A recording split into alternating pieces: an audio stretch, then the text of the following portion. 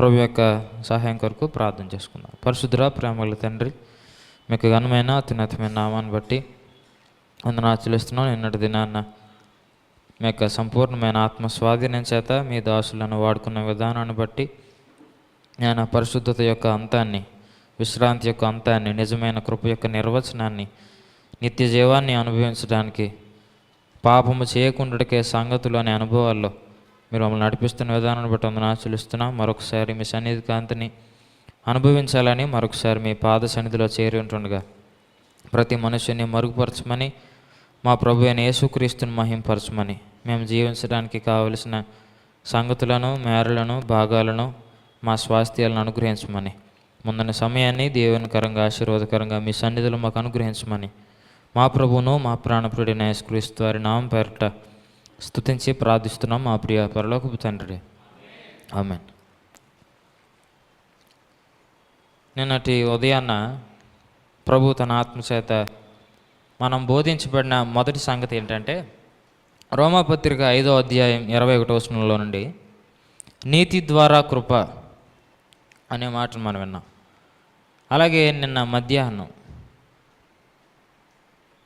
Dash ద్వారా కృప. నిన్న మధ్యాహ్నం వాక్యం విన్నవారు చెప్పండి. గచ్చిబౌలిలో ప్రభు చెప్పిన వర్తమానం దేని ద్వారా కృప? శిలువ ద్వారా. ఎలా గుర్తుపెట్టుకోవచ్చు అంటే, రోమాపత్రిక 5:21లో నీతి ద్వారా కృప అన్నాడు. దాని యొక్క నిర్వచనాన్ని వివరిస్తూ 6వ అధ్యాయం 6వ వచనంలో అన్నాడు, మన ప్రాచీన స్వభావం ఆయనతో కూడా సిలువ వేయబడినని ఎరుగుదుము. అధ్యాయాలు తర్వాత విభజించబడ్డాయి, వచనాలు తర్వాత విభజించబడ్డాయని మన అందరికీ తెలుసు. కాబట్టి 5వ అధ్యాయాన్ని 6వ అధ్యాయాన్ని వేరువేరుగా చూసే కంటే నీతి ద్వారా కృప అనే మాటకు వివరణగా 6వ అధ్యాయాన్ని చూస్తే దేని ద్వారా కృప కలుగుతుంది అనే దానికి 6వ అధ్యాయంలో ప్రభు తన దాసుడైన పౌలు చేత ఇచ్చిన వివరణ ఏంటంటే సిలువ ద్వారా కృప. ఆ మాటనే ప్రభు యొక్క సహాయం చేత స్థిరపరచాలని ప్రభు చేత నేను రేపబడినప్పుడు ప్రభు ఇచ్చిన వర్తమానం ఇది. ఆదికాండం 3వ అధ్యాయం 21వ వచనం చదువుకున్నాం, 22వ వచనం చదువుకున్నాం. ఇందులో కూడా మనకి సిలువ ద్వారా కృప అనే సందేశం మరుగుగా ఉంది. ఎలా అంటే ఆదికాండం 3:21 మరలా చదువుకుందాం చూడండి. దేవుడైన యెహోవా ఆదామునకును అతని భార్యకును చర్మపు చొక్కాయలను చేయించి వారికి తొడిగించను. దేవుడు ఆదాముకు అతని భార్యకి చర్మపు చొక్కాయలు తొడిగించాడు. చర్మపు చొక్కాయలు చేయించాలంటే ఏం జరగాలి? ఒక బలి జరగాలి. బలి దేని మీద జరగాలి? బలిపీఠం మీద జరగాలి. కాబట్టి బైబిల్లో మొట్టమొదటి బలిపీఠం ఎక్కడుంది? ఈ వచనంలోనే ఉంది. విశ్వాస వీరుల్లో మొదటి వ్యక్తి ఎవరంటే అందరూ గొక్క తిప్పకుండా చెప్తారు. Wrong answer. ఏంటది? హేబేలు. కానీ హేబేలు కంటే మొదటివాడు ఎవరు? విశ్వాసం ద్వారా భూమి ఆకాశాలను సృజించిన దేవుడు. అలాగే బైబిల్లో మొట్టమొదటి బలిపీఠం ఎక్కడ ఉందని కానీ ఆదికాండం 4వ అధ్యాయం అంటారు. కానీ దానికంటే ముందు ఒక బలిపీఠం ఉంది. అది ఆదికాండం 3:21. బలిపీఠానికి ఎన్ని కొమ్మలు ఉంటాయి? 4 కొమ్మలు. సిలువకు ఎన్ని మూలలు ఉంటాయి? 4 మూలలు. కాబట్టి ఆదికాండం 3:21ని సిలువ అనుకుందాం. బలిపీఠం ఉంది కాబట్టి సిలువ. సిలువ ద్వారా ఏమనుగ్రహిస్తాడు దేవుడు? కృప అనుగ్రహిస్తాడు. ఆ కృప 22వ వచనంలో చూడొచ్చు. అప్పుడు దేవుడైన యెహోవా ఇదిగో మంచి చెడ్డలను ఎరుగునట్లు ఆదాము మనలో ఒకని వంటి వాడాయను. కాబట్టి అతడు ఒకవేళ తన చెయ్యి చాచి జీవవృక్ష ఫలమును కూడా తీసుకొని తిని నిరంతరము జీవించునేమో. దేవుడు చర్మపు చొక్కాయల్ని చేయించిన తర్వాత ఇలా అన్నాడు, జీవవృక్ష ఫలమును తీసుకొని అనలేదు. మీరు స్పష్టంగా చదవండి, జీవవృక్ష ఫలమును కూడా తీసుకుని తిని. అంటే దీని అర్థం ఏంటి? దేవుడు వారికి చర్మపు చొక్కాయలు చేయించడానికని ఎక్కడైతే బలిపీఠాన్ని కట్టాడో ఆ బలిపీఠాన్ని దాటిన తర్వాతే ఉంది ఏంటది? జీవవృక్ష ఫలం. అంటే ఇది సిలువ. సిలువ తర్వాత ఏముంది? సిలువ ద్వారా కృప. కాబట్టి దీన్ని మనం ఇలా జ్ఞాపకం చేసుకుందాం. 21వ వచనంలో బలిపీఠం అంటే సిలువ, 22వ వచనంలో జీవవృక్ష ఫలము అంటే కృప. సిలువ ద్వారా కృప దేవుని యొక్క చిత్తం. అయితే ఈ జీవవృక్ష ఫలాన్ని గురించి చాలా వ్యాఖ్యానాలు ఉన్నాయి. మీకు కూడా చాలామందికి తెలిసి ఉంటుంది. కొంతమంది ఇది ఫిగరేటివ్ సెన్స్లో యేసుక్రీస్తుని గురించి చెప్పబడింది. జీవవృక్షం అంటే అది ఒక సాధారణమైన భౌతికమైన వృక్షం కాదు, యేసుక్రీస్తే అంటారు. లేదంటే అది భౌతికమైన వృక్షమే అంటారు. ప్రకటన గ్రంథంలో చెప్పింది జయించువానికి దేవుడిచ్చే వాగ్దానం అని చాలా వ్యాఖ్యానాలు ఉన్నాయి. కాకపోతే ఇక్కడ మనం గమనించాల్సిన విషయం అంటే ఏ విషయమైనా ప్రత్యక్షత చేత మాత్రమే నిరూపించబడాలి. ఒక మాటను నేను ఆలోచిస్తున్నప్పుడు ప్రభు ఇలా చెప్పాడు, క్రీస్తు న్యాయపీఠం, పునరుత్థానం, 1000 ఏళ్ల రాజ్యం, ఈ విషయాలన్నీ మనకి ఏ భాగాలు చదివితే తెలిసాయి? క్రీస్తు న్యాయపీఠం అనేది మనం ఎక్కడ చదువుతాం? ఎక్కడ చదివితే తెలుస్తుంది? మరి ఒక మాట అంటాను, మరి పౌలు ఏం చదివి నేర్చుకున్నాడు క్రీస్తు న్యాయపీఠం గురించి? ఇప్పుడు మనం క్రీస్తు న్యాయపీఠం గురించి వివరించాలంటే కొరింథీయులకు రాసిన 2వ పత్రిక 5వ అధ్యాయం తీస్తేనే కానీ వివరించలేం. ప్రకటన గ్రంథం 22వ అధ్యాయం తీస్తేనే కానీ వివరించలేం. మరి వారు ఎక్కడ చదివారు? వారు ఎక్కడ చదవలేదు. అంటే ఇప్పుడు సిద్ధాంతాలుగా బోధించబడుతున్నవి కూడా ఒకప్పుడు దేవుడు తన దాసులకు అనుగ్రహించిన ప్రత్యక్షతలు. అంటే మనం గమనించాల్సింది ఏంటి? సిద్ధాంతాన్ని పట్టుకుని వేలాడేవారు అది సిద్ధాంతం అనుకుంటున్నారు, కానీ క్రీస్తు న్యాయపీఠం అనేది నిజానికి సిద్ధాంతం కాదు. దేవుడు పౌలుకు, యోహానుకు, పేతురు వీరికి ఇచ్చిన ప్రత్యక్షత. క్రీస్తు న్యాయపీఠం గురించి స్పష్టంగా పాత నిబంధనలు ఎక్కడన్నా ఉందా? పునరుత్థానాన్ని గురించి చదువుతాం, దానియేలు గ్రంథం 12వ అధ్యాయంలో చదువుతాం, చాలా భాగాల్లో చదువుతాం. కానీ పౌలు, యోహానులు రాసినంత స్పష్టంగా పాత నిబంధనలు ఎవరన్నా రాయగలిగారా? ఎవరు రాయలేదు. కానీ ఇప్పుడు ఆ క్రీస్తు న్యాయపీఠం, 1000 ఏళ్ల రాజ్యం, ఇవన్నీ సిద్ధాంతపరమైన విషయాలు అయిపోయి ఆ సిద్ధాంతపరమైన విషయాలను బోధించేవారు మేము వర్తమానాన్ని బోధిస్తున్నాం అనుకుంటున్నారు. కానీ మీరు ఏదైతే సిద్ధాంతం అనుకుంటున్నారో అది నిజానికి సిద్ధాంతంగా అనుగ్రహించబడాల, వారు ఎక్కడో నేర్చుకోలేదు. అది కూడా ఒకప్పుడు ప్రత్యక్షత. కాబట్టి మనం అపేక్షించాల్సింది ఏంటంటే రాయబడిన సంగతులు ఉన్నాయి, కానీ వ్రాయబడిన వాక్యం స్థిరపరచబడేది పలుకుబడిన వాక్యం చేత. కాబట్టి జీవ వృక్ష ఫలము అనే దానికి ఎన్నో వ్యాఖ్యానాలు ఉన్నప్పటికీ దేవుడు దాన్ని ఎప్పుడు తెరుస్తాడు అనేది కనిపెట్టాలి. ఆ వర్తమాన వాక్యం వచ్చేంత వరకు ఆ ప్రత్యక్షతను అపేక్షించాలి. ఆ జీవ వృక్ష ఫలము ఏంటి అనేది ఈ సిలువ ద్వారా కృప అనే మాట వెలుగులో మనం ధ్యానం చేద్దాం. జీవ వృక్ష ఫలము అనగానే మనకు గుర్తొచ్చే ప్రాంతం ఏంటి? ప్రకటన గ్రంథం 2వ అధ్యాయం 7వ వచనం. ప్రకటన గ్రంథం 2వ అధ్యాయం 7వ వచనం.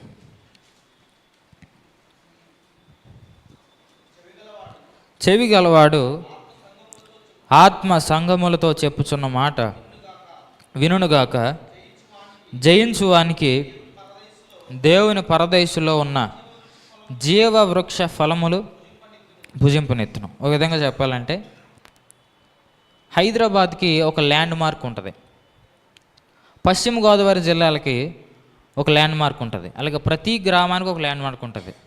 ఒక గ్రామం మనకు గుర్తు రావాలంటే ఆ గ్రామంలో ఉన్న ఒక ప్రత్యేకమైన ప్రాంతం గురించి మాట్లాడతారు. అలాగే బైబిల్లో పరదేశు అనే మాట మనం ఎక్కడ చదివినా అక్కడ దేని యొక్క ప్రస్తావన ఉంటుంది అంటే జీవవృక్షం యొక్క ప్రస్తావన ఉంటుంది. అయితే మనం జాగ్రత్తగా ఆలోచిస్తే ఒక వ్యక్తి మాత్రం పరదేశు గురించి చెప్పాడు కానీ జీవవృక్షం గురించి మాట్లాడలేదు. ప్రభువు నాకు అనుగ్రహించిన ప్రత్యక్షతలను గూర్చి, దర్శనం గూర్చి నేను అతిశయపడవచ్చును. అతిశయపడడం నాకు తగదు కానీ అతిశయపడవలసి వచ్చినది. నేను ఒక మనుష్యుని ఎరుగుదును, అతడు 3వ ఆకాశమునకు అనగా పరదేశునకు కొనుపోబడను. అతడు అక్కడ వచింప సఖ్యము కాని మాటలు వినెను. అయితే అధ్యాయం అంతట్లో పౌలు జీవవృక్షం గురించి మాట్లాడా? దేవుని పరదేశం అంటే అందరికీ గుర్తొచ్చేది జీవవృక్షమే, లేక అక్కడ ఉండే భవనాలు అన్నీ గుర్తొస్తాయి. కానీ పౌలుకు అనుగ్రహించబడిన దర్శనంలో పరదేశు అనే దానికి ల్యాండ్ మార్క్ ఏం చెప్పాడు? వచింప సఖ్యము కాని మాటలు. కాబట్టి నేను దాన్ని ప్రభువు ఇచ్చిన ప్రత్యక్షతను బట్టి ఇలా చెప్పాలనుకుంటున్నాను. ఆదికాండం 3:22లో మానవుడు వెళ్ళగొట్టబడింది ఎక్కడి నుంచి అంటే భాషల వరం నుండి. కాబట్టి జీవ వృక్ష ఫలములు అంటే ఈజ్ ఈక్వల్ టు, ఇప్పుడు వర్తమానం బట్టి మీరు అలా రాసుకోండి, జీవ వృక్ష ఫలములు ఈజ్ ఈక్వల్ టు వచింప సఖ్యము కాని మాటలు. అయితే శిలువ ద్వారా అనుగ్రహించబడాల్సిన కృప మానవునికి జీవవృక్ష ఫలం అయితే ఆదాము ఎందుకు కోల్పోయాడు అనే దానికి కూడా అదే అధ్యాయంలో కారణం ఉంది. మనుష్యుడు దేవదూతల భాషలు లేక అన్య భాషలు పరిశుద్ధాత్మలో భాషలతో మాట్లాడటం అనే అనుభవం నుంచి ఎందుకు వెళ్ళగొట్టబడ్డాడు అనే దానికి అదే అధ్యాయంలో వివరణ ఉంది. ఆదికాండం 3వ అధ్యాయంలో సాతాను యొక్క కుయుక్తి ఎలా ఉందంటే 5వ వచనం, ఏలయనగా మీరు వాటిని తిను దినమున మీ కన్నులు తెరవబడుననియు మీరు మంచి చెడ్డలను ఎరిగిన వారి, ఇక్కడున్న వారు ఎవరు? ఈ దేవతలు ఎవరు? దేవదూతలు. మీరు మంచి చెడ్డలను ఎరిగిన వారై దేవదూతల వలె ఉందిరని దేవునికి తెలియనని స్త్రీతో చెప్పగా, అంటే అపవాది మానవుడికి ఏం చెప్పాడంటే, మీరు దేవదూతలతో సమానులు గారు, దేవదూతల కంటే తక్కువ వారు, మీరు దేవదూతలలాగా అవ్వాలంటే మంచి చెడులు తెలివనిచ్చే వృక్ష ఫలాన్ని తినండి. అంటే మనిషి యొక్క హృదయంలో సాతాను పుట్టించిన మొట్టమొదటి ఒక అపోహ ఏంటంటే దేవదూతల కంటే నేను తక్కువ వాడిని. ఎప్పుడైతే మనిషి దేవదూతల కంటే నేను తక్కువ వాడిని అనుకున్నాడో దేవదూతలకు ఆజ్ఞాపించే భాషల వారి నుంచి వెలగొట్టబడ్డాడు. కాబట్టి జీవవృక్ష ఫలములు అంటే వచింప సఖ్యం కాని మాటలు అనడానికి ఎవరైనా నిరూపణ అడిగితే ఇదే మాట చెప్పండి.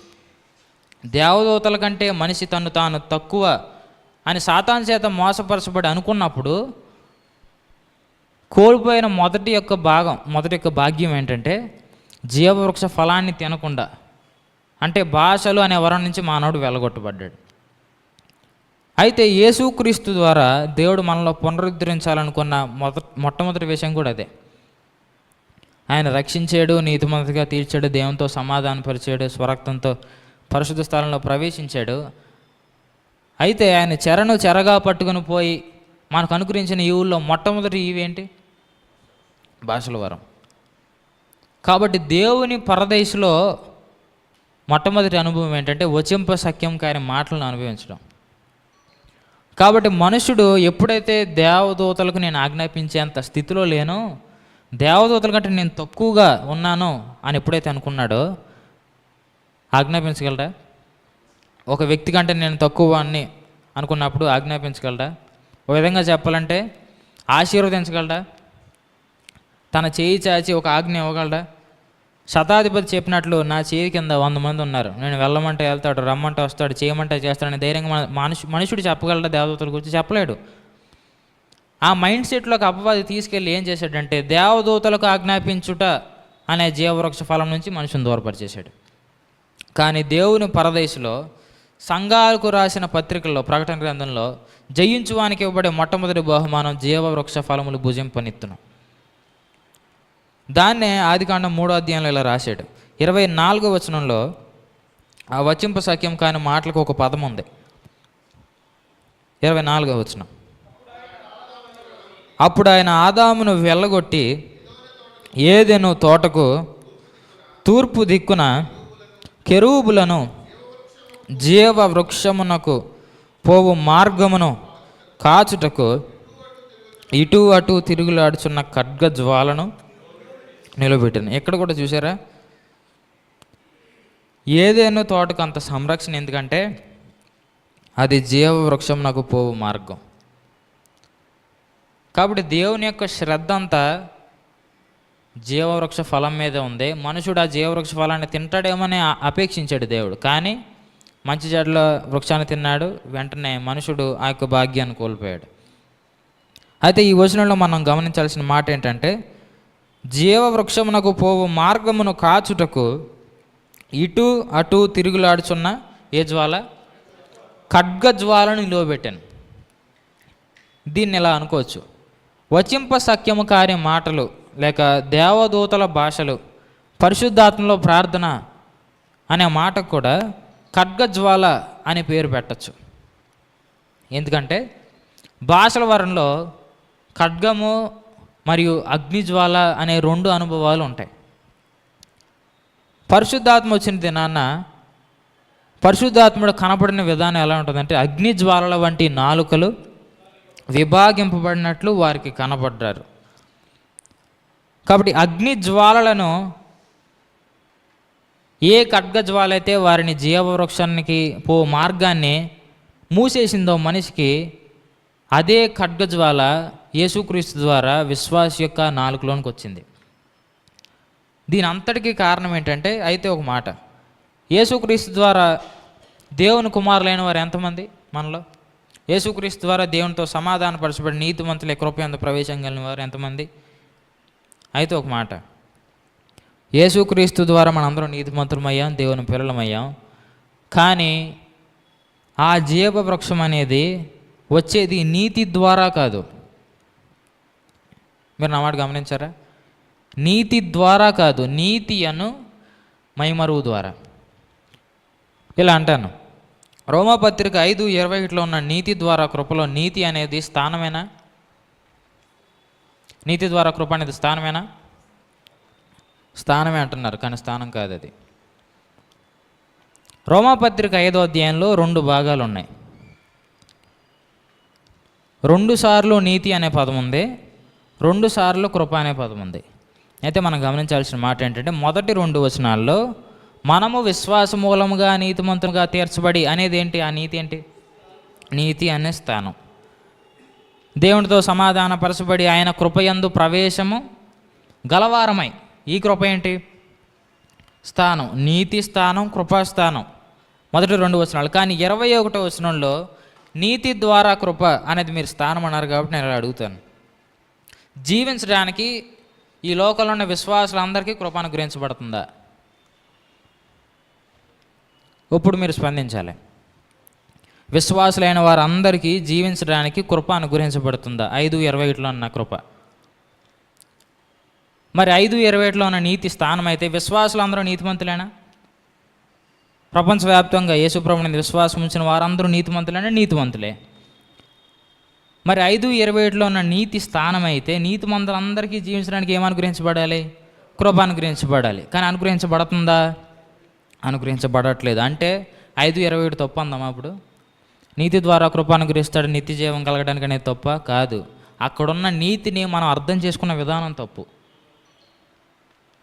నీతి ద్వారా కృప అంటే, గ్రేస్ త్రూ రైచియస్నెస్ అంటే, అది దేవుని ఎదుట మనం కలిగి ఉన్న స్థితి కాదు. నీతి అనేది నేను నీతిమంతుడను అనే మనస్సాక్షిని గురించి చెప్పాడు 5:21. కాబట్టి ఆ నీతి ఏంటి? నీతి అను మైమరువు. నీతి అను మైమరువు ద్వారా మనిషికి నిత్య జీవాన్ని అనుభవించడానికి అనుగ్రహించబడేది ఏంటి? కృప. ఆ కృపనే మనం నిన్న జీవం అని అన్నాం. జీవాన్ని గూర్చిన వాగ్దానం. అయితే జీవమును గూర్చిన వాగ్దానాన్ని ప్రభువు చెప్పడానికి ముందు ఒక మాటను చెప్పాడు. యోహాను సువార్త 14వ అధ్యాయంలో మనం ఆ మాటను గమనిస్తాం. యోహాను సువార్త 14వ అధ్యాయం.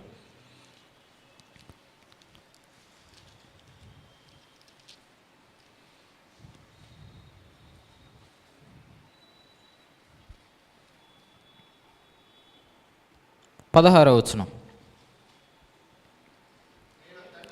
నేను తండ్రిని వేడుకొందును, మీ యొద్ద ఎల్లప్పుడూ ఉండుటకై ఆయన వేరొక ఆదరణకర్తను, అనగా సత్యస్వరూపియగు ఆత్మను మీకు అనుగ్రహించును. ఈ వచనంలో ఉన్న వాగ్దానానికి ఒక పేరు పెట్టండి. యోహాను సువార్త 14:16. వేరొక ఆదరణకర్తను అనగా సత్యస్వరూపియగు ఆత్మను మీకు అనుగ్రహించుదును. ఈ వచనంలో ఉన్న వాగ్దానం ఏంటి? పత్రిక 1:14 ఆత్మను గూర్చిన వాగ్దానం. ఇప్పుడు 19వ వచనం చదువుదాం, చూడండి. నేను జీవించుచున్నాను గనుక మీరును జీవింతురు. దీనికి ఒక పేరు పెట్టండి. 16వ వచనం ఆత్మను గూర్చిన వాగ్దానం అయితే 19వ వచనం ఏంటి? జీవమును గూర్చిన వాగ్దానం. అంటే జీవమును గూర్చిన వాగ్దానాన్ని ప్రభువు తనంతట తానే చెప్పకముందు ఏం చెప్పారంటే ఆత్మను గూర్చిన వాగ్దానం గురించి చెప్పారు. అంటే జీవమును గూర్చిన వాగ్దానంలో ముఖ్యమైన పాత్ర, ప్రథమ యొక్క పోషణ ఎవరు? పరిశుద్ధాత్మ. అయితే ఆ జీవాన్ని గూర్చిన వాగ్దానం ఏంటి? ఆత్మను గూర్చిన వాగ్దానం ఏంటి? కేవలం పరిశుద్ధాత్మ మనలో నివసించడమే అయితే ఇక్కడ 19వ వచనంలో నేను జీవించుచున్నాను కనుక మీరును జీవించరనే మాట చెప్పడు. ఆయన ఆత్మను గూర్చిన వాగ్దానంలో ఆయన మీతో ఎల్లప్పుడూ ఉండుటకైన మాట మాత్రమే చెప్పి వదిలేస్తాడు. కానీ ఒక మాట చెప్పాడు, ఆయన పరిశుద్ధాత్మను మనకు అనుగ్రహించడానికి ఆయన ఉద్దేశం ఏంటంటే మనకు అనుగ్రహించబడిన వాగ్దాన జీవనంలోకి మనల్ని ప్రవేశపెట్టడానికి. ఆ వాగ్దాన జీవనంలో ఉండే ఒక అత్యున్నతమైన అనుభవాన్ని మనం ఇప్పుడు వింటున్నాం. ఏంటంటే వచింప సఖ్యం కాని మాటలను మన నోటితో పలకడం. కాబట్టి వాగ్దానం చేయబడిన ఆత్మ అంటే ఇలా మాట్లాడతాం, మనకు వాక్ శక్తి అనుగ్రహించే ఆత్మ. కాబట్టి ఇది వాక్ శక్తిని కూర్చిన వాగ్దానం. మరలా మనం 16వ వచనం చదివితే, నేను ఎలా వేడుకుంటే పరిశుద్ధాత్మ అనుగ్రహిస్తాడని చెప్పాడు ఆయన. లేక ఎవరిని వేడుకుంటే, నేను తండ్రిని వేడుకుంటే. మీరు ఎక్కడున్న వచనానికి గలతీ పత్రిక 4:6ను కనెక్ట్ చేయండి. మీరు కుమారులై ఉన్నందున నాయన తండ్రి అని మొర్రపెట్టు తన కుమారుని ఆత్మను. కుమారుడు ఏమని మొరపెడతాడు? తండ్రి అని మొరపెడతాడు. కాబట్టి ఆ 2 వచనాలకు మనం ఇలా పేరు పెట్టచ్చు. పరిశుద్ధాత్మ అంటే తండ్రిని వేడుకుంటే అనుగ్రహించబడినవాడు. యోహాను సువార్త 14:16. పరిశుద్ధాత్మ అంటే తండ్రి అని ఆయనను వేడుకోవడానికి మనకు అనుగ్రహించబడినవాడు. మీరు చెప్తారు అప్పుడు? యోహాను సువార్త 14:16లో పరిశుద్ధాత్మ అంటే తండ్రిని వేడుకుంటే అనుగ్రహించబడినవాడు. గలతీ పత్రిక 4:6లో మీరు క్యాచ్ చేయలేదు నా మాట. నేను తండ్రిని వేడుకుందును సత్యస్వరూపియగా ఆత్మను మీకు అనుగ్రహించింది. ఇక్కడ తండ్రి అని వేడుకున్నది ఎవరు? యేసుక్రీస్తు. గలతీ 4:6లో నాయన తండ్రి అని మొర్ర పెట్టుటకు అంటే అక్కడ వేడుకుంటుంది ఎవరు? నేను, విశ్వాసి. కాబట్టి దీన్ని అలా చెప్పండి. పరిశుద్ధాత్మ అంటే యేసుక్రీస్తు తండ్రిని వేడుకుంటే అనుగ్రహించబడినవాడు. అది యోహాను సువార్తలో మనకు తెలిసిన సత్యం. కానీ పౌలు చేత అనుగ్రహించబడిన ఒక మాట ఏంటంటే పరిశుద్ధాత్మ అంటే తండ్రి అని ఆయనను వేడుకోవడానికి మనకు అనుగ్రహించబడినవాడు. ఇది ఆత్మను కూర్చున్న వాగ్దానం. ఈ ఆత్మను కూర్చున్న వాగ్దానంలో మనం వింటున్న అనుభవం ఏంటంటే వచింప సఖ్యము కాని మాటలు. దాన్నే మనం చదివాం. దేవుని పరదేశంలో ఉన్న జీవవృక్ష ఫలములు అని యోహాను రాస్తే పౌలు మాత్రం జీవవృక్షాన్ని గురించి ప్రస్తావించలేదు. దేవుని పరదేశంలో అతడు విన్న వచింప సఖ్యం కాని మాటలను గురించి రాశాడు.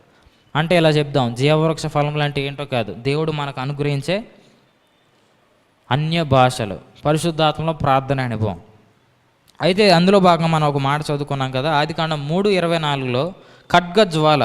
అయితే దాని యొక్క నెరవేర్పు అపోస్తుల కార్యాల గ్రంథంలో ఎలా జరిగిందో మనం చూడబోతున్నాం. అపోస్తుల కార్యాల గ్రంథం 2వ అధ్యాయం 3వ వచనం మనం ఎరిగిన వచనమే.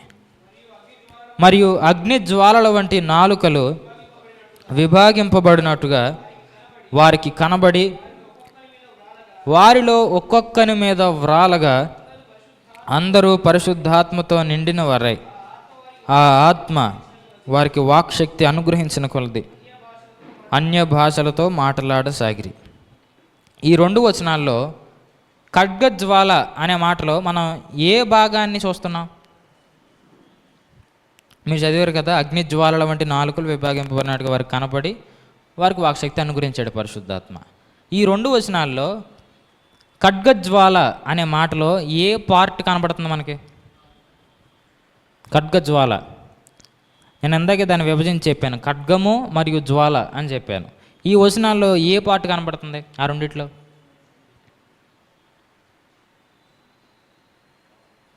అగ్ని జ్వాలలు అనే మాట ఉందా 3వ వచనంలో? ఉందా? అప్పుడు ఖడ్గము మరియు జ్వాలలో ఏ పార్ట్ ఉన్నట్టు? మరి అంత క్రొత్తగా చూస్తున్నారేంటి నా వైపు చాలామంది? జ్వాల అనే పార్ట్ ఉందా ఇందులో ఖడ్గ జ్వాలలో? మరి ఇప్పుడు ఖడ్గము అనే మాట ఎక్కడ ఉంటుంది మీరు ఎక్స్పెక్ట్ చేయండి? స్పష్టంగా ఉంటుంది. మనం ఏదో బలవంతంగా వ్యాఖ్యానాన్ని లాగేవూలం కాదు. పరిశుద్ధాత్మ ఏదైనా స్పష్టంగా చూపిస్తాడు. అగ్ని జ్వాల అనేది ఎంత స్పష్టంగా ఉందో ఖడ్గం అనేది కూడా అంతే స్పష్టంగా ఉంటుంది. ఎవరైనా చెప్పగలుగుతారా ఖడ్గము ఎక్కడుంది? చూడండి 37వ వచనం. వారు ఈ మాట విని హృదయంలో నొచ్చుకుని, ఆ మాట మూల భాషలో ఏమని రాయబడింది? పొడవబడి. వారు ఈ మాట విని హృదయంలో పొడవబడి, సహోదరులారా మేమేమి చేతుమని ఎవరిని అడిగారు? పేతురును కడమ అపోస్తలులను అడుగగా. కనబడింది ఇప్పుడు ఖడ్గం? పరిశుద్ధాత్మలో ప్రార్థన లేక వచింప సఖ్యం కార్య మాటలు అనే వరం అనుగ్రహించబడిన రోజున ఖడ్గజ్వాల అనేది ఎలా నెరవేరిందంటే వారి మీదకి అగ్ని జ్వాలలు అనుగ్రహించబడ్డాయి. వారి మాట్లాడినప్పుడు కొందరు హృదయాల్లో ఖడ్గం దూసుకుపోయింది. వారు అప్పుడు ఏమడిగారు? మేమేం చేయాలి? అప్పుడు వీరు సువార్త ప్రకటించారు. కాబట్టి ఖడ్గజ్వాల అనేది సువార్త వ్యాపించడానికి దేవుడు మనకు అనుగ్రహించిన ఒక అత్యున్నతమైన అనుభవం, దేవుడు మనకిచ్చిన ఒక ద్వారం. అయితే నేను ఇక్కడ ఒక మాటను జ్ఞాపకం చేయాలనుకుంటున్నాను. ఈ ఖడ్గం అనే మాట దగ్గర నల్లజర్లో జరిగిన బైబిల్ తరగతిలో నాకు తెలిసి అది జూన్ 14వ తారీఖు.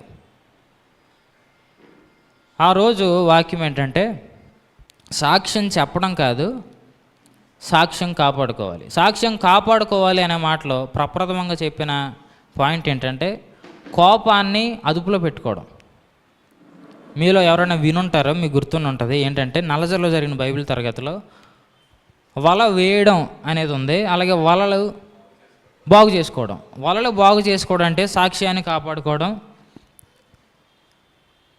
అయితే అందులో ముఖ్యమైన భాగం ఏంటంటే ఆ రోజు వర్తమాన వాక్యం, నరుని కోపం దేవుని నీతిని నెరవేర్చదు. కోపాన్ని అదుపులో పెట్టుకోవడం అనేది మనకి ఎవరిలో కనపడదంటే పేతురులోనే కనపడదు. పేతురు ప్రధాన యాజకుని దాసుని ఏం చేస్తాడు? చెవి నరుగుతాడు. దేంతో నరుగుతాడు? అప్పుడు ప్రభు ఏమన్నారు? నీ కత్తి తీసి వరలో పెట్టు. ఆ రోజు వర్తమానం ఏంటో చెప్పనా? కోపం ఉండొచ్చు, తప్పులేదు. హెచ్చరించే ఆ పెద్దరికం ఉండొచ్చు, తప్పులేదు. కానీ అది దేనిలో భాగంగా రావాలంటే ఆత్మానుభవంలో భాగంగా రావాలి. మీటింగ్ అయిపోయింది, అప్పుడు ఈ కోపం గురించి ఆ రోజు వాక్యం వచ్చింది, సాక్ష్యాన్ని కాపాడుకోవడం. అప్పుడు మీటింగ్ అంతా అయిపోయి మేము కీబోర్డు మిక్సర్ ఏమని సర్దుకుంటూ ఉంటాం కదా, అప్పుడు ప్రభు ఈ మాట చెప్పాడు. పేతురు తన కత్తిని ఆత్మానుభవానికి వేరుగా తన కోపానికి వాడినప్పుడు దేవుడు కత్తి తీసి వరలో పెట్టమన్నాడు. కానీ ఆత్మ అనుగ్రహించబడిన రోజున పేతురు యొక్క నాలుక అనేకుల హృదయాలను పొడవడానికి ఒక కత్తిగా వాడబడింది.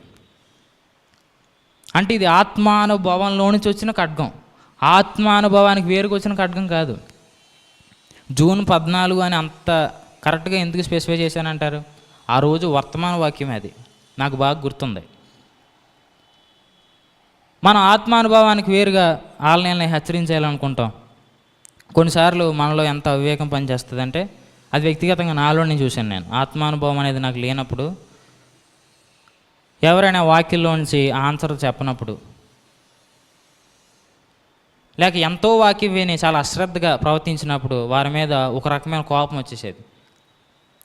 కానీ అది ఆత్మానుభవంలో ఉన్న కోపం కాదు. దాని ప్రభు ఎలా నేర్పించాడంటే, ఆదికాండం 15వ అధ్యాయంలో అబ్రహాముకు 3 ఏండ్ల పేయను 3 ఏండ్ల పొట్టేలను ఇవన్నీ చెప్పి 2 పావురపు పిల్లలను కూడా అర్పించమన్నాడు. అయితే అక్కడ ఒక మాట పరిశుద్ధాత్మ ప్రభు స్పష్టంగా రాయించాడు ఏంటంటే, అబ్రహాము అయితే ఆ పక్షులను ఖండింపలేదు. అప్పుడు ప్రభు అందులోంచి ఇలా చెప్పాడు, అది చదువుతున్నప్పుడు, పక్షులు అంటే తక్కువ రక్తం ఉన్నవి, అంటే లేవికాండం 2వ అధ్యాయం ప్రకారం మనస్సాక్షిలో అంత మెచ్యూరిటీ లెవెల్కి రాలేదు కొన్ని పక్షులు. ఆ పక్షులు ఏం చేయకూడదు? ఖండించకూడదు. కాబట్టి ఆత్మానుభవం మనకి ఎప్పుడైతే లేదో కొన్ని విషయాలకు మనం సిల్లీగా కోపడతాం. అవసరం లేని కోపం, దేవునితో నెరవేర్చిన కోపం అది.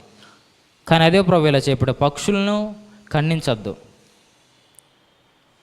ప్రసాదాన భాషలో చెప్పాలంటే ఇప్పుడిప్పుడే లైన్ అవుతున్న వారిని బాధ పెట్టద్దు. మనం కోప్పడి సలహాలు చెప్పాలనకూడదు. మనకు అర్థమవుతుంది కదా, లేక మనకు బాధ్యత ఉంది కదా అని కొందరిలో మనం ఎక్స్పెక్ట్ చేస్తాం, తప్పులేదు. మనలో భారం ఉన్నప్పుడు కొందరిలో ఉండాలని ఎక్స్పెక్ట్ చేస్తాం. కానీ కొంతమంది ఇంకా మొదట్లో జ్ఞాపకం చేసుకున్నప్పుడు వారు ఇంకా సిద్ధాంతం దగ్గరే ఉన్నారు.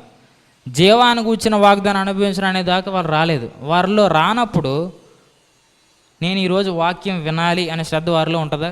ఉండదు. అయితే కొన్నిసార్లు మనం అనవసరంగా వారిని ఖండించాలని ప్రయత్నం చేస్తాం. పక్షులను ఖండించకూడదు, పిండాలి అంతే. కాబట్టి ఆత్మాను వేరుగా కోపం, పేతురు యొక్క కోపాన్ని దేవుడు ఖండించాడు. కానీ అదే ప్రభు ఆత్మాను సంఘ క్షేమాభివృద్ధి కూడా ఉంటుంది. 12వ అధ్యాయం చదివి 13వ అధ్యాయం చదివి కొందరు వ్యాఖ్యానించేస్తారు. కానీ 14వ అధ్యాయం కూడా చదవాలి. 14వ అధ్యాయం అపోస్తలుడైన పౌలు యొక్క వ్యక్తిగత అనుభవం. మీరందరూ భాషలతో మాట్లాడవాలని కోరుచున్నాను, మీ అందరికంటే ఎక్కువగా నేను మాట్లాడుచున్నాను, అందుకు దేవుని స్తుతించేదను. నేను మాట్లాడుతున్నాను, మీరు కూడా మాట్లాడండి అన్నాడు. అంటే పౌలు వ్యక్తిగతంగా క్షేమాభివృద్ధిని అనిపించలేదా? జీవవృక్ష ఫలాలను ఇప్పుడే తినగలం, అవునా కదా? యేసుక్రీస్తులో తర్వాత అనేది ఉండదు. మార్త అంటదే, నువ్వు రాబోచున్నవాడు అంటే మనం రాబోచున్నవాడు కాదు, ఇప్పటి జీవం అనే వాగ్దానం కూడా ఉంది జీవానికి కూర్చున్న వాగ్దానంలో. కాబట్టి దేవుని పరదేశంలో ఉన్న జీవవృక్ష ఫలాన్ని ఎంతమందికి తినాలని ఉంది? ఇప్పుడు తినాలి. ఈరోజు తినాలని ఉంది. ఎంతమందికి ఈరోజు తినాలని ఉంది? ఈరోజు తినాలని ఉంటే మీరు స్పష్టంగా ఆసక్తిలో అపేక్షించండి. ఏంటంటే, ఆదాము తన్ను తాను దేవదూతల కంటే తక్కువగా ఎంచుకున్నప్పుడు దేవదూతలకు ఆజ్ఞాపించే స్థితిలోండి వెళ్ళగొట్టబడ్డాడు. కానీ ప్రభువా, యేసుక్రీస్తు ద్వారా నేను నీతో సమాధానపరచబడ్డాను, క్రీస్తులో ఉన్న క్రీస్తుని అయ్యాను, కాబట్టి దేవదూతలకు ఆజ్ఞాపించడానికి నేను అర్హుణ్ణి. దేవదూతలు ఎవరు? నా దేవదూతలు, నా వాయువులు, నా సేవకులు, నాకు పరిచర్య చేయడానికి పంపబడిన సేవకులైన ఆత్మలు. వారు నాకు సేవ చేయాలంటే నేను ఆజ్ఞాపించాలి. కాబట్టి నేను దేవదూతల కంటే నన్ను నేను తక్కువగా ఎంచుకుంటానా? ఎంచుకోను. దేవదూతల కంటే మన హెచ్చైన వారమని మన నోటితో పలకడమే వచింపసఖ్యం కాని మాటలు పలకడం. దాన్ని దేవుడు ప్రతి విశ్వాసికి వాగ్దానం చేశాడు. అందులో ఎక్సెప్షన్ లేదు. పురుషుడని స్త్రీ అని లేదు, యూదుడని గ్రీసు దేశస్థుడని లేదు, దాసుడని స్వతంత్రుడని కూడా లేదు. ఏ భేదం లేకుండా దేవుడు ఇలా చెప్పాడు, సర్వజనుల మీద నా ఆత్మను కుమ్మరిస్తాను. సంఖ్యాకాండం 11వ అధ్యాయంలో చెప్పాడు, యెహోవా ప్రజలందరూ ప్రవక్తలగునట్లు నేను వారి మీద నా ఆత్మను కుమ్మరిస్తాను. కాబట్టి భాషల వరం అనే దానికి ఎగ్జామ్షన్ లేదు. ఒక ఎక్స్పెరిమెంటల్ విషయం ఒకటి చెప్తాను. భాషల వరం దేవుడు అనుగ్రహించిన తర్వాత క్రమక్రమంగా ఒక్కో వరాన్ని ఇచ్చుకుంటూ వచ్చాడు. నేను చదివాను, మీరు కూడా ఆ వెలుగులో చదవండి. అపోస్తలుల కార్యాల గ్రంథం ఎలా చదువుతారంటే, భాషల వరం తర్వాత ఎప్పుడెప్పుడు ఏ అధ్యాయాలు ఏ వరాలు అనుగ్రహించబడ్డాయి చదవండి. అయితే ఇప్పుడు నేను ఒక మాటను జ్ఞాపకం చేయాలనుకుంటున్నాను. ఏంటంటే, అపోస్తలుల కార్యాల గ్రంథం 2వ అధ్యాయంలో దేవుడు భాషల వరాన్ని అనుగ్రహించాడు. భాషల వరం తర్వాత వెంటనే అనుగ్రహించబడిన ఒక వరం ఉంది, 3వ అధ్యాయంలో ఉంది. పేతురు యోహాను ప్రార్థనా కాలమున దేవాలయానికి ఎక్కిపోతున్నారు. కుంటివాన్ని ఏం చేశాడు? స్వస్థపరిచాడు. అంటే భాషల వరం తర్వాత అనుగ్రహించబడిన వరం స్వస్థత వరం. దీని ఎక్స్పెరిమెంటల్గా ఎలా ట్రై చేయొచ్చు అంటే, ఈ విషయం నాకు ప్రభువు చెప్పిన ఒక అరగంటకు జలుబు చేసింది. దీన్ని వేరే విధంగా అనుకోకండి. వాక్యం ఇచ్చాడు కాబట్టి దేవుడు ఎక్స్పెరిమెంట్ చేయడానికి జలుబు ఇచ్చాడని చెప్పట్లేదు. నేను జలుబు నార్మల్గా వచ్చింది నాకు. ఏ విధం చేతనైనా మనకు రోగాలు రావచ్చు. కానీ ప్రభు ఆ మాట చెప్పిన తర్వాత నేను దాన్ని ట్రై చేశాను. ఎలాగంటే, భాషల వరం తర్వాత అనుగ్రహించబడిన స్వస్థత వరం అయితే ఇంకొకరిని స్వస్థపరచడం కాదు, మాత్రం మనలోనే అది అనుభవించగలం కదా. కాబట్టి నేను ఇలా ట్రై చేశాను. పరిశుద్ధాత్మ ద్వారా మాట్లాడాను, వచింపసఖ్యం కానీ మాటలు పలికాను. కాసేపుడికి అది లేదు. భాషల వరం తర్వాత వరాలు అనుగ్రహించబడతాయి. కేవలం స్వస్థత వరం అని కాదు. మీరు వరాలు అన్నింటినీ అపేక్షించినా తప్పులేదు. కొన్నిటిని అపేక్షించకుండా కొందరు మనకు దూరం చేశారు. పరిశుద్ధాత్మ తన ఇష్టం చెప్పనిస్తాడు, తన చిత్తం చెప్పనిస్తాడు. అవును, దేవుని వలన మనకు దయచేయబడినవి అన్నాడా? దయచేయబడినవి అన్నాడా? దయచేయబడినవి తెలుసుకోవడానికి పరిశుద్ధాత్మ ఇచ్చాడు. తెలుసుకుంటాం, అపేక్షిస్తాం, పొందుకుంటాం. వరాలన్నింటినీ అపేక్షించండి. మీ ద్వారా దేవుడు ఏ కార్యాలను అయితే జరిగించాలనుకుంటున్నాడో, ఏ విధాలుగా వాడుకోవాలనుకుంటున్నాడో దానికి కావాల్సిన వరాలన్నీ అనుగ్రహిస్తాడు. ఒక వరం అని కాదు. ప్రభువా, నీవు దావీదును నీ పవిత్రమైన వరముల చేత అభిషేకించి నీ పరిశుద్ధ సేవకుడైన దావీదు నోట పలికించిన మాట చొప్పున నేను పవిత్రమైన వరముల చేత అభిషేకించబడగలను. మనం కోరుకుంటుంది దేనికి? వరాలను స్వకీ మహిం కోసమా? స్వస్థతలు చేసి ఫేమస్ అవ్వడానికా? భాషలు మాట్లాడి నాకు మాత్రమే భాషలో నేను చెప్పుకోవడానికా? కాదు కదా. సంఘాలను కూర్చిన చింత ప్రయాస కలిగిన వారే ఆత్మిక వరాల కోసం ఆసక్తితో అపేక్షించి మేడగదిలో కనిపెట్టారు. కాబట్టి వారిలో భారం కనబడుతుంది. భారం కనబడిన వారికి, ప్రయాస కనబడిన వారికి దేవుడు ఏది దూరం చేయడు. తన కృపను చూపించకుండా మానడు. సౌలుకు దూరం చేస్తాడేమో కానీ దావీదుకు దూరం చేయడు. ఎందుకంటే దావీదుకు సంఘం జీవం గల దేవుని సైన్యమని తెలుసు. ఆ సంఘానికి విరోధంగా పనిచేస్తున్న వారెవరో కూడా తెలుసు. అన్నిటినీ వివేచించే వారికి, అన్నిటినీ గ్రహించే వారికి దేవుడు వరాలను ఖచ్చితంగా అనుగ్రహిస్తాడు. కాబట్టి మనందరికీ దేవుడు అనుగ్రహించే వాగ్దానం మీ మైండ్లో ఇలా పెట్టుకోండి. దేవుని పరదేశంలో ఉన్న జీవవృక్ష ఫలములు, వచింపసఖ్యం కార్య మాటలు, అవి దేవదూతలకు ఆజ్ఞాపించే మాటలు. మరొకటి, అన్ని వరాలకు ద్వారం భాషల వరం. భాషల వరం మీరు పొందుకున్న తర్వాత ఒక్కొక్కటిగా అన్ని వరాలు మీరు పొందుకుంటారు. సంఘానికి, వ్యక్తిగత జీవితానికి ఏ విధం చేతనైనా ఎన్ని విషయాలైనా మీరు అన్ని విషయాల్లో ఆత్మానుభవాన్ని అనుభవించగలుగుతారు. వాగ్దానాలను, వరాలను అపేక్షించే కృప మన అందరికీ అనుగ్రహించును గాక. ఈ తలంపుల చేత ప్రభు మనందరినీ నడిపించును గాక. ప్రార్థన చేసుకుందాం. సర్వకృపానిధి మా ప్రభా, దయగల మా తండ్రి, మీకు ఘనమైన, అత్యున్నతమైన, పరిశుద్ధమైన నామాన్ని బట్టి వేల వందనాలు చెల్లిస్తున్నాం. మరొకసారి ఇలాగన మీ పాద సన్నిధిలో చేరి మీ యొక్క మాటలను వినడానికి మీరు ఇచ్చిన అవకాశాన్ని బట్టి, దయచేసిన భాగ్యాన్ని బట్టి వందనాలు చెల్లిస్తున్నాం. ఆదాము లోనుండి వచ్చుట ద్వారా దేవదూతల కంటే తక్కువ వారిగా ఉన్నవారం, కానీ యేసుక్రీస్తు ద్వారా మీరు మమ్మల్ని హెచ్చించిన విధానాన్ని బట్టి వందనాలు చెల్లిస్తున్నాం. మీ యొక్క కుడిపార్శాన క్రీస్తుతో కూడా కూర్చుండబెట్టబడి మా జీవాన్ని అక్కడ కలిగి ఉండి మొదట ఆత్మను గూర్చిన వాగ్దానాన్ని, ఆ ఆత్మను గూర్చిన వాగ్దానం ద్వారా వాగ్దాన జీవంలోనికి ప్రవేశించి అనుభవించే కృపను మీరు మాకు దయచేసిన విధానాన్ని బట్టి వందనాలు చెల్లిస్తున్నాం. వాగ్దాన జీవంలో, ఆత్మానుభవంలో ప్రథమ ఫలంగా మీరు అనుగ్రహించిన వరాన్ని బట్టి వందనాలు చెల్లిస్తున్నాం. జీవవృక్ష ఫలములని పేరు పెట్టబడిన వచింపశక్యంకైన మాటలను మీరు మాకు అనుగ్రహించినందుకు, అనుగ్రహించబోతున్నందుకు వందనాలు చెల్లిస్తున్నాం. ఆసక్తితో అపేక్షించే వారికి, పవిత్రమైన వరముల చేత సంఘానికి సేవ చేయాలనుకునే వారికి, వ్యక్తిగతంగా మీ యొక్క అనుభవాన్ని, మీ యొక్క అభిషేకాన్ని అనుభవించాలనుకునే వారికి మీ కృప దూరం చేయరని మీరు చెప్పిన వాగ్దానం ప్రకారం నేను ఆసక్తితో అపేక్షిస్తున్న మా అందరికీ వరాలను అనుగ్రహించమని అడుగుతున్నాం.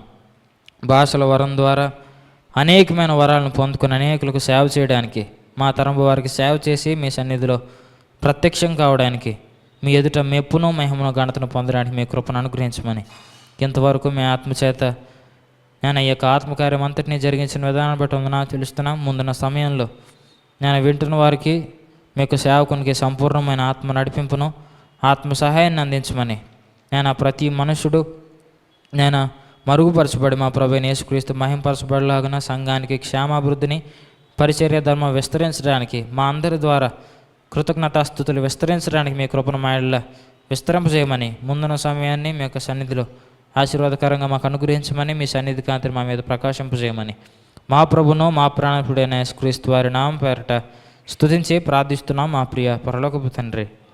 ఆమేన్.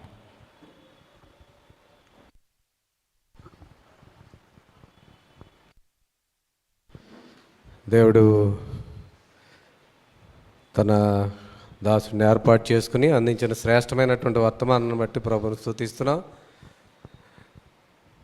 ఆదాము ద్వారా ఎప్పుడైతే దేవునికి అవిధేయత చూపించి దేవుల్లో ఉన్నటువంటి జీవాన్ని నుంచి వేరే పరచబడినప్పుడు తాను ఏ విధంగా అయితే దేవదూతల కంటే తక్కువ వాడిగా ఎంచుకుని దేవుడు అనుగ్రహించే ఆ యొక్క జీవవృక్ష ఫలాన్ని తినకుండా ఏ విధంగా వేరుపరచబడ్డాడో దేవుడు తర్వాత ఆ యొక్క ఏదైనా వనానికి కాపుదల పెట్టి ఆ యొక్క ఫలాలు అనుభవించకుండా వేరుపరచబడినప్పుడు తిరిగి యేసుక్రీస్తు ప్రభునందు విశ్వాసం ఉంచడం ద్వారా తిరిగి మనం దేవునితో ఉన్నటువంటి జీవాన్ని నుంచి తిరిగి పొందుకొని ఆ పొందుకునే క్రమంలో మనం ఏ విధంగా అయితే వాగ్దానం చేయబడినటువంటి ఆత్మను పొందుకొని, పరిశుద్ధాత్మను పొందుకొని వాగ్దానం చేయబడినటువంటి జీవంలో ప్రవేశించే క్రమంలో ప్రాముఖ్యమైనది భాషల వరం. మొదటి వరం భాషల వరం.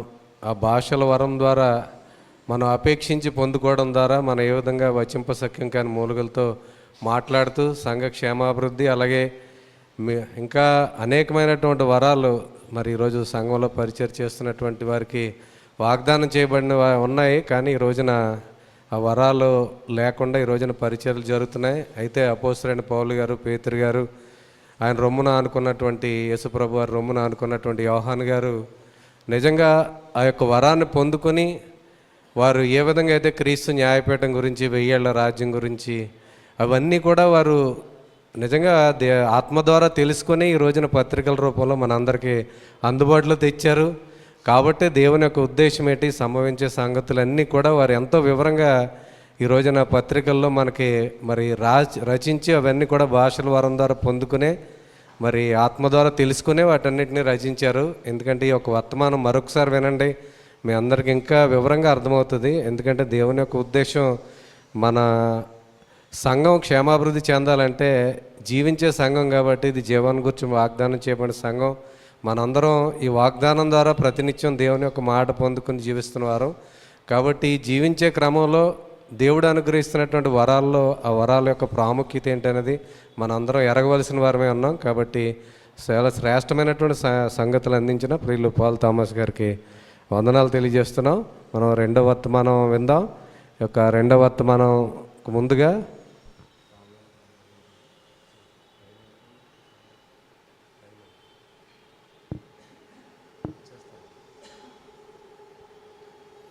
ఈ సమయంలో రెండవ వర్తమానం కొరకు మనం ప్రార్థన చేసుకుని రెండవ వర్తమానం ఇద్దాం. సమయం చాలా అవుతుంది కాబట్టి ఇంజన్లో పరిచయం